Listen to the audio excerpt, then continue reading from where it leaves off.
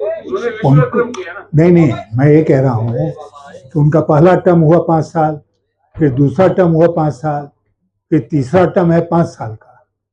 तो तीसरा टर्म जो होगा तो 15 साल अगर वो सेलिब्रेट करते हैं कि हमने 15 साल पूरा किया है देश के प्रधानमंत्री के रूप में, तो बात समझ में आती। 12 साल क्यों सही?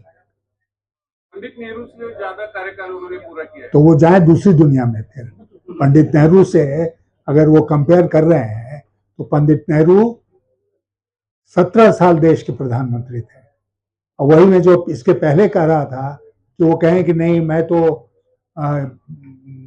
चुना हुआ दाएं हाथ को आगे करके बाएं हाथ को पीछे किया, इस तरह का मैं प्रधानमंत्री होके 12 साल किया। तो किया।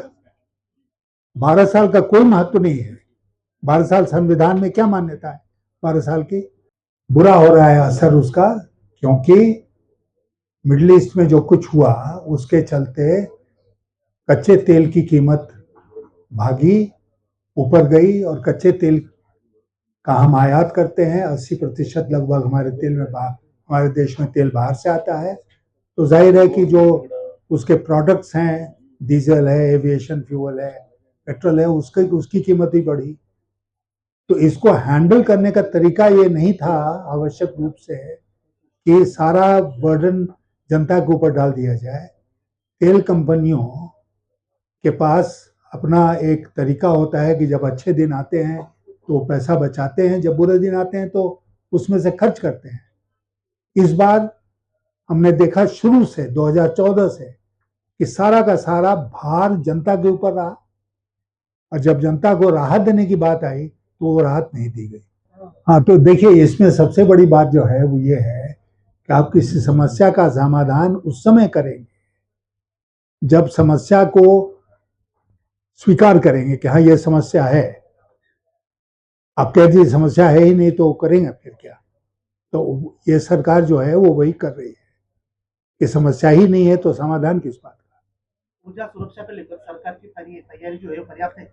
नहीं, मैं नहीं मानता हूँ कि पर्याप्त है। हमको इस सारा अनुभव देखते हुए और ज्यादा पर्याप्त रिजर्व बनाना चाहिए पेट्रोलियम क्रूड का और पेट्रोलियम प्रोडक्ट।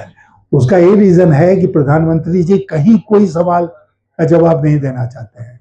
प्रधानमंत्री जी चाहते ही नहीं है कि कोई उनसे सवाल पूछे।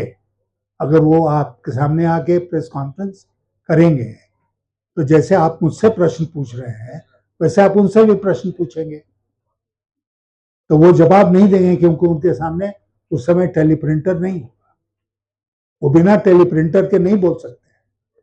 वो घर में भी शायद बात करते हो, खैर घर में तो बीबी नहीं है।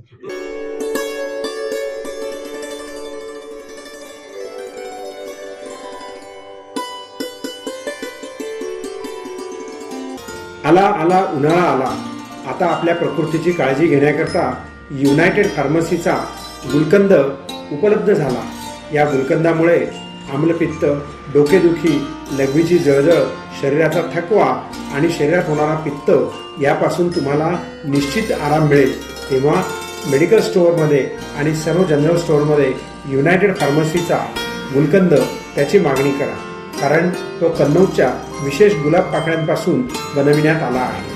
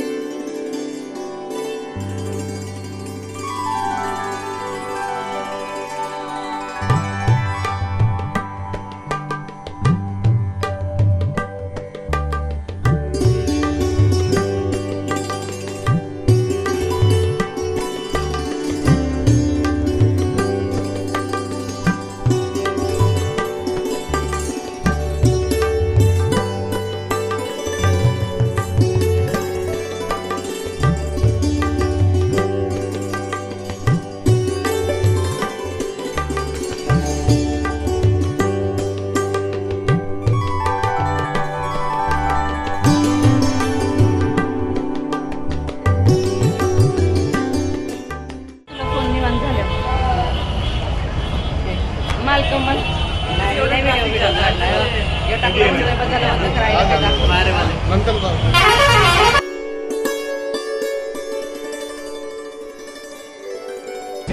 जसं तुम्ही आम्हाला म्हणाले की आम्ही नाही करणार, पण हे चर्चा सारखी 2017 पासून चर्चा आहे की पुणे आकाशवाणी केंद्राच्या बातम्या मराठी बंद होणार. तर ती आमची सगळ्यांची रिक्वेस्ट आहे की पुणेकरांनी आणि जवळजवळ 1.25 कोटी लोक मराठी बातम्या ऐकतात, तर ते बंद होणार नाही एवढी आमची. एकदम स्पष्ट तौर पे मैं आपको बता रहा हूँ, मराठी न्यूज बुलेटिन, मराठी आकाशवाणी बिल्कुल भी बंद नहीं होगा.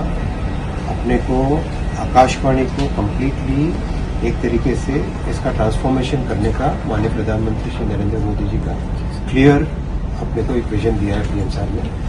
पूरे देश भर में आकाशवाणी में मैं स्वयं अभी कम से कम 3 आकाशवाणी के सेक्टर्स में जाके सभी जितने भी वहाँ पे कर्मचारी हैं, यंग ऑफिसर्स हैं, न्यूज़ के लोग हैं, उन सबसे मिला हूँ.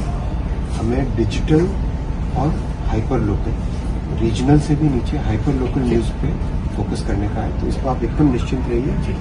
महाराष्ट्र में कोई भी आकाशवाणी केंद्र को, सभी केंद्रों को अपग्रेड किया जाएगा, बेटर टेक्नोलॉजी, बेटर न्यूज़ की फैसिलिटीज की जाएगी. साहेब निवेदन